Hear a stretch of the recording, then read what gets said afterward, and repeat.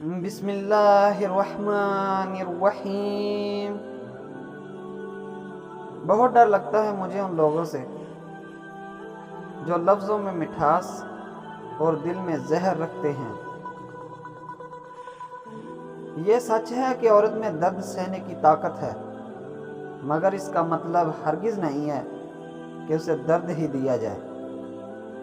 کسی کو اتنی بھی عزت نہ دو کہ وہ آپ کی بےزتی کرنا حق ہی سمجھ لے۔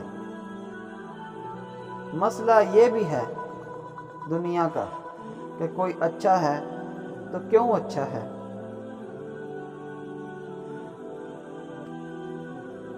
اپنے نقصان پر ہرگز غم زدہ نہ ہوا کریں، کیونکہ اللہ آپ سے اس وقت تک کچھ واپس نہیں لیتا جب تک اس سے بہتر آپ کو عطا نہ کرے۔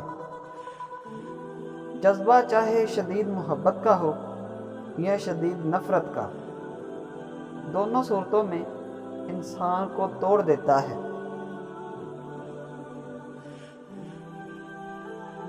انسان کے الفاظ نہیں بولتے، بس اس کا وقت بولتا ہے۔ جس زبان سے جھوٹ نکلنا بند ہو جائے، پھر اس زبان سے نکلی ہوئی دعا قبول رد نہیں ہوتی۔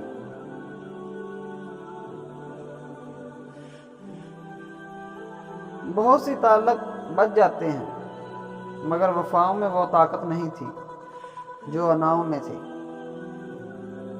کچھ لوگوں کو اونچائی پر پہنچنے کی اتنی جلدی ہوتی ہے کہ وہ چھوٹے لوگوں کا ہاتھ پکڑنے کی بجائے بڑے لوگوں کا پیر پکڑنا پسند کرتے ہیں۔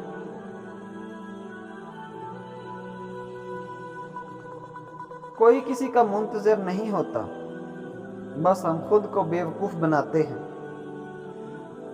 مایوس لوگ ماضی میں رہتے ہیں، پریشان مستقبل میں رہتے ہیں، اور مطمئن لوگ ہر حال میں خوش رہتے ہیں۔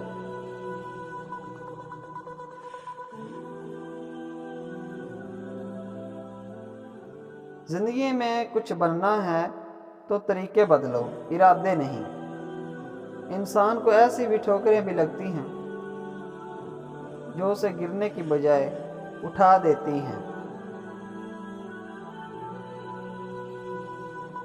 خود میں قابلیت پیدا کریں، دوسروں میں نقص نکال کر خود کو قابل ثابت مت کریں۔ کسی کی زندگی سے متاثر نہ ہوں کہ اپنی زندگی سے بیزار ہونے لگیں۔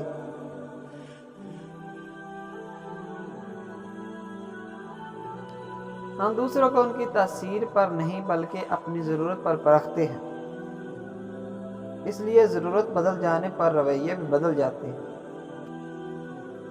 دوسروں کو تکلیف میں دیکھ کر تکلیف محسوس نہ ہونا ایمان کمزور ہونے کی نشانی ہے۔